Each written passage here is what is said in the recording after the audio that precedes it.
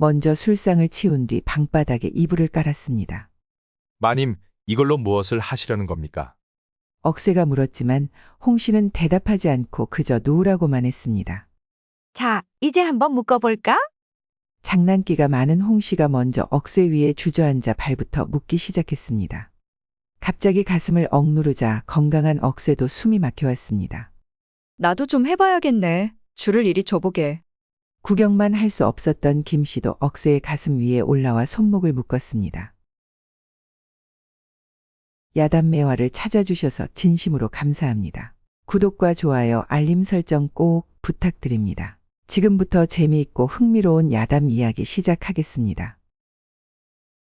오랜 옛날 김진사와 이진사라는 두 사람이 매점매석으로 큰 돈을 벌고 있었습니다. 이 두 사람에게는 하기 울 만큼 아름다운 아내들이 있었는데 각각 김씨 부인과 홍씨 부인이었습니다. 두 진사는 바깥일로 집을 비우기 일쑤였고 그로 인해 김씨와 홍씨 부인은 무료한 나날을 보내야 했습니다. 김씨와 홍씨 부인은 자주 정자에서 만나 이야기를 나누며 시간을 보냈지만 시간이 지나면서 대화가 점점 줄어들고 풍경만 바라보는 일이 많아졌습니다. 그러던 어느 날 김씨 집에 억새라는 새로운 머슴이 들어왔습니다. 억새는 김씨 부인이 시키는 일을 어찌나 재빠르게 처리하는지 김진사도 그를 매우 마음에 들어했습니다. 더욱이 억새는 혈기왕성한 체격을 자랑했습니다.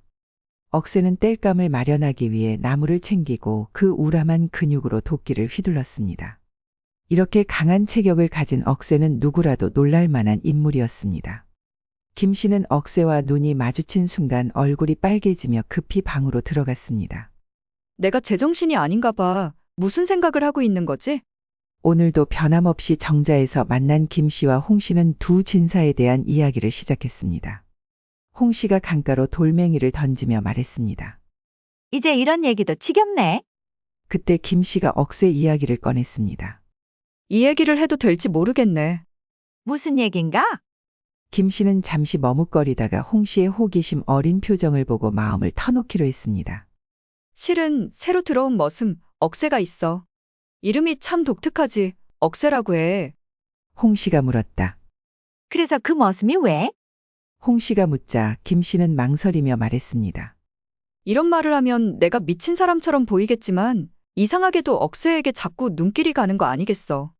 어찌나 우람한 몸을 가지고 있는지. 정말인가? 정말이네. 처음에는 그냥 힘 좀 쓰는 머슴으로만 봤는데 그 듬직한 가슴을 한번 보고 나니 계속 생각나. 그 말을 듣자 홍씨가 웃으며 말했습니다. 그런 일이 있으면 진작 말해야지. 내가 자네를 비웃을 이유는 하나도 없어. 강한 남정을 보고 마음에 드는 게 뭐 그리 큰일인가? 자네도 은근히 그런 걸 바라고 있었던 거 아닌가? 부끄러워하지 말게나. 두 여인은 오랜만에 웃음꽃을 피웠습니다. 이 모든 일은 억새라는 머슴 덕분에 시작되었습니다. 홍씨는 마치 불꽃이 타오르듯 즉시 억새를 보러 가자고 제안했습니다. 김씨는 손해보는 기분이 들었지만 어린아이처럼 들뜬 홍씨를 막을 수 없었습니다. 그렇게 두 부인은 이제 정자가 아닌 김씨 집에서 모이게 되었습니다.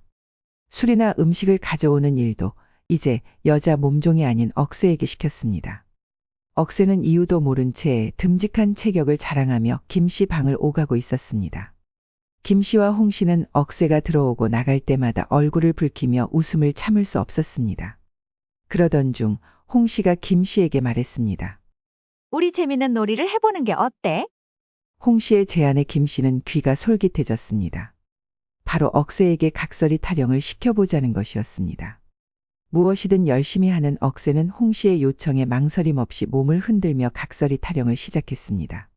그럴 때마다 두 부인은 억새의 건장한 근육을 가까이서 볼 수 있었고 김씨는 자신도 모르게 침을 꿀꺽 삼켰습니다. 그만큼 홍씨와 김씨 모두 억새의 강한 체격에 감탄하고 있었던 것입니다. 억새는 오늘도 각설이 타령을 한 덕에 술과 음식을 듬뿍 얻어먹고 방으로 돌아왔습니다.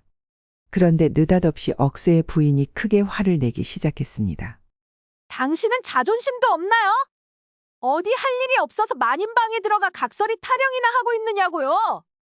억새는 어이가 없다는 듯이 대꾸했습니다. 그러면 어떻게 하란 말인가요? 마님이 시키는데 거절이라도 하란 말이요? 내가 어떻게 이런 고귀한 집안에서 그런 부탁을 거절할 수 있겠소? 억새의 부인은 화를 참지 못하고 말을 이었습니다. 이런 천박한 짓을 하다니 부끄럽지 않습니까? 그런 걸 시키면 다른 일을 보러 가봐야 한다는 말도 못한단 말이오? 억새는 고개를 저으며 답했습니다. 그런 말 함부로 하지 마시오. 만약 그런 일로 우리에게 해로운 일이 생기면 그 책임을 당신이 질 거요? 부인은 눈을 부릅뜨며 말했습니다. 다른 사람은 속일 수 있을지 몰라도 내 두 눈은 못 속여요. 당신 두 마님 앞에서 각설이 타령하는 게 재밌어서 그러는 거 아니에요? 억새는 당황하며 부인을 바라보았습니다. 그게 무슨 말이오? 부인은 냉소적으로 웃으며 말했습니다. 술과 음식을 얻어먹는 건 핑계고 사실은 아리따운 마님들 앞에서 몸을 흔드는 게 재미있는 거 아니냐고요. 억새는 부인의 말을 무시하며 웃었습니다. 그게 여자가 할 말인가? 시끄러우니 어서 잠이나 자게. 억새의 부인은 분노를 감추지 못하며 말했다. 당신 마님들 앞에서 각설이 타령 몇 번 했더니 자신이 양반이라도 된 줄 아시오? 말투가 왜 이래? 부인이 화를 내며 방을 나가자 억새는 얼굴에 미소를 지으며 중얼거렸습니다. 재밌고 말고. 두 마님 앞에서 각설이 타령하는 게 얼마나 재미있는지 당신은 모를 거요. 억새는 갑자기 혼자서 각설이 타령을 시작했습니다. 두 마님 앞에서 더 잘 보이기 위해 미리 연습하는 것이었습니다. 그만큼 억새는 두 마님을 믿고 따랐습니다. 오늘도 충직한 머슴이 되기로 다짐했지만 억새에게 생각지도 못한 문제가 생겼습니다. 두 마님에게 정신이 팔린 억새 때문에 그의 아내가 마음의 병이라도 생긴 걸까요? 억새의 부인이 갑자기 몸져 누워버린 것이었습니다. 이마가 불덩이 같아서 억새가 옆에 붙어 있지 않으면 안 될 정도였습니다. 그토록 활기차게 움직이던 억새의 모습이 보이지 않자 김 씨와 홍 씨는 깊은 한숨을 내쉬며 아쉬워했습니다. 홍 씨가 탄색하며 말했습니다. 억새가 없으니 시간이 이렇게 안 가다니? 이럴 줄 알았으면 더 잘해줄 걸 그랬어. 그의 각설이 타령을 한 번만 더 볼 수 있다면 소원이 없겠네. 김 씨도 같은 생각으로 말했습니다. 그러게 말이네. 억새의 각설이 타령을 한 번 더 본다면 종문서를 태워 없애줄 수도 있을 것 같은데 말이야. 두 부인의 근심은 점점 깊어만 갔습니다. 두 진사가 어디 가서 죽더라도 놀라지 않을 정도로 억새 생각에 사로잡혀 있었습니다. 시간이 흐르고 마침내 억새가 모습을 드러냈습니다. 예고도 없이 갑자기 나타나자 김 씨와 홍 씨는 기뻤지만 마님의 체면을 지키려 했었습니다. 홍 씨가 먼저 반가워했습니다. 억새야, 이게 대체 얼마만이냐? 내가 얼마나 보고 싶었는 줄 아느냐? 김 씨는 이런 상황에서 홍 씨가 한 발 앞서는 것 같아 조금씩 불편해지기 시작했습니다. 억새는 고개를 숙이며 말했습니다. 마님들, 제가 오랫동안 모습을 보이지 않아 죄송한 마음뿐입니다. 아니다, 어서 앉거라. 김 씨가 허락도 하지 않았는데 홍 씨가 말하자 억새는 바로 앉았습니다. 홍 씨는 김 씨의 불편한 기색을 전혀 알아차리지 못했습니다. 홍 씨가 물었습니다. 그래, 부인은 좀 괜찮아졌나? 네, 덕분에 이제 집안일도 무리 없이 하고 있습니다. 그래, 정말 다행이구나. 홍 씨는 흐뭇하게 웃었지만 김 씨는 헛기침을 하며 술을 따르고 있었습니다. 부인이 건강하니 이제 몸도 좀 근질근질하지 않나? 홍 씨의 가식적인 미소에 김 씨는 콧방귀를 뀌었습니다. 억새는 김 씨의 불편한 기색을 눈치채고 잔뜩 긴장했습니다. 그제서야 홍 씨도 김 씨의 태도가 이상하다는 것을 알아차렸습니다. 홍 씨가 김 씨에게 물었습니다. 왜 그러는가? 안색이 좋지 않아 보이는데 무슨 문제라도 있나? 내가 무얼 말인가? 신경 쓰지 말게나. 김 씨는 화가 난 얼굴로 대답했습니다. 화가 난 것처럼 보여서 말이야. 내가 잘못 본 건가?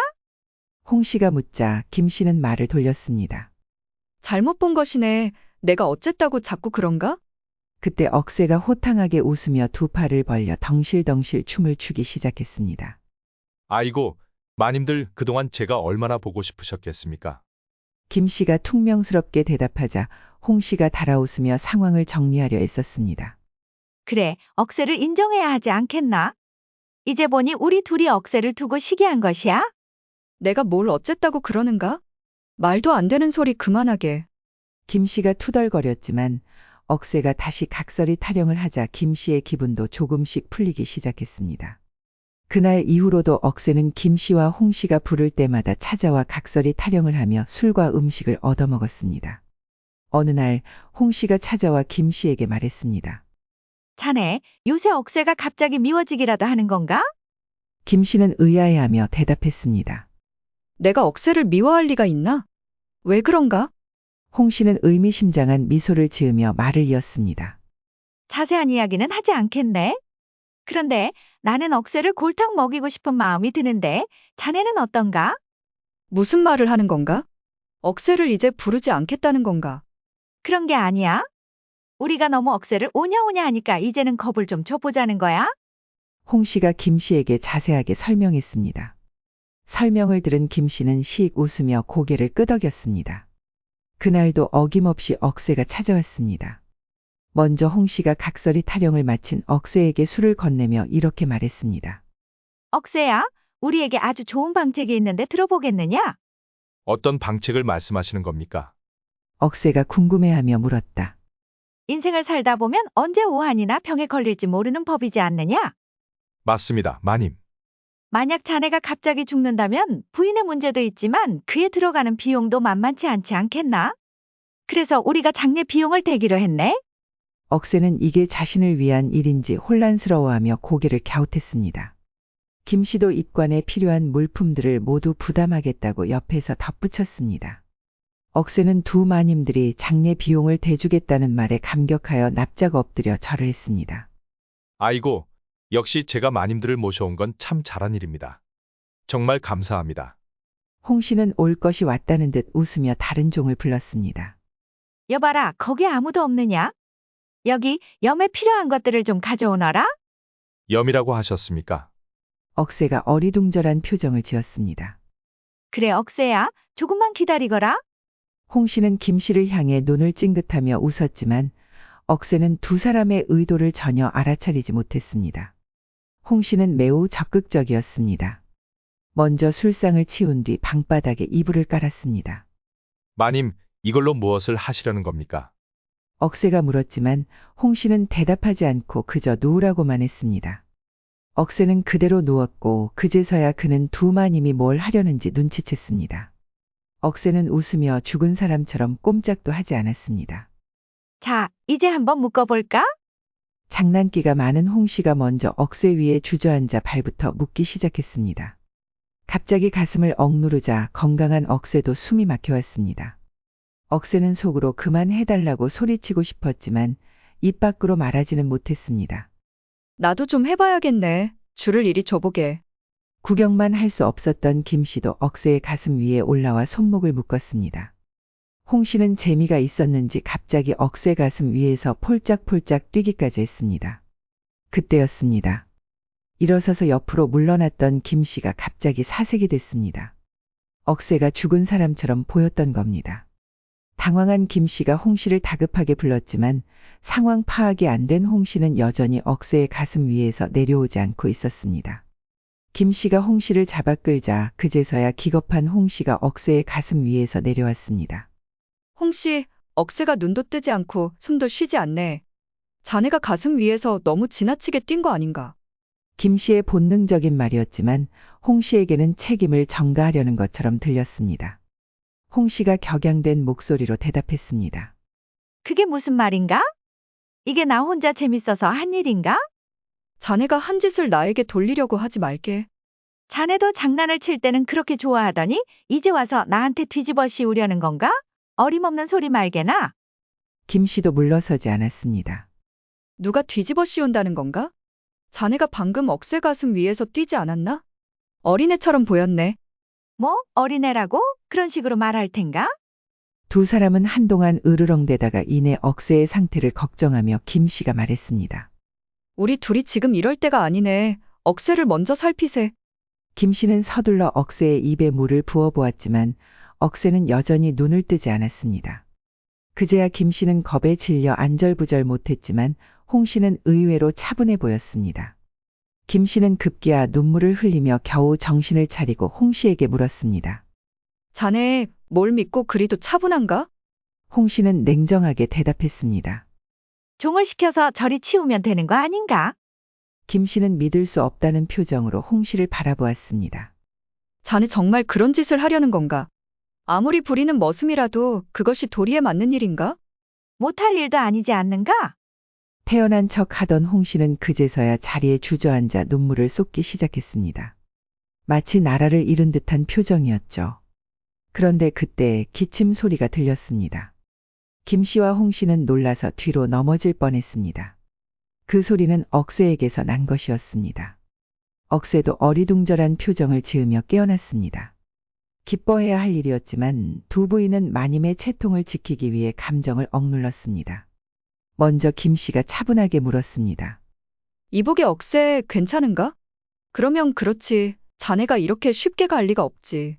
하지만 억새는 대답이 없었습니다. 그러자 홍 씨가 급한 마음에 재촉하듯 물었습니다. 왜 그러는가? 너무 놀라서 말문이 막힌 건가? 억새는 천천히 주위를 둘러보더니 마침내 입을 열었습니다. 마님들 믿기지 않으시겠지만 저는 방금 저승을 다녀왔습니다. 갑작스러운 말에 김 씨와 홍 씨는 놀라지 않을 수 없었습니다. 김 씨가 물었습니다. 저승이라니 정말 그런 곳이 있단 말인가? 그렇습니다. 거기서 염라대왕을 만났습니다. 홍 씨는 비웃는 듯한 표정을 지었지만 김 씨는 달랐습니다. 억새의 얼굴이 너무나도 진지했기 때문이었습니다.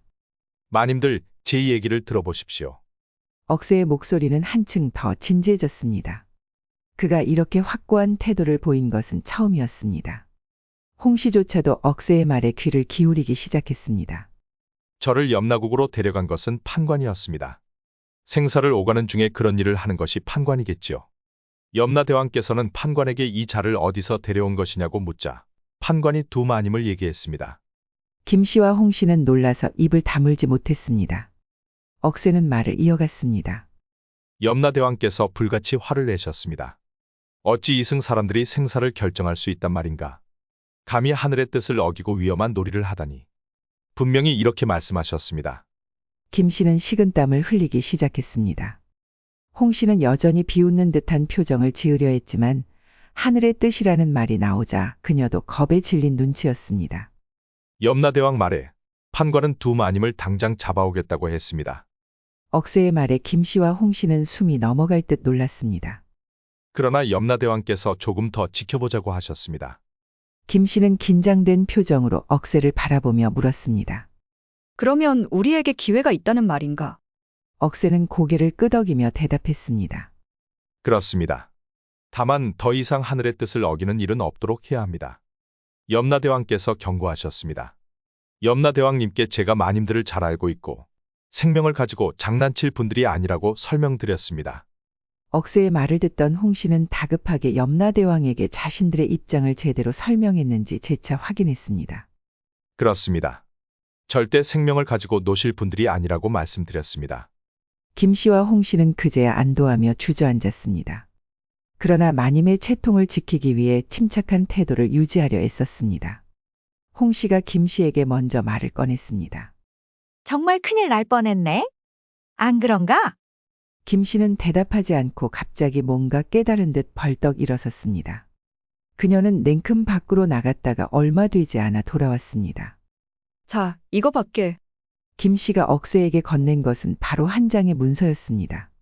이게 뭡니까, 마님? 자네 종문서네. 내 앞에서 당장 태워버리게.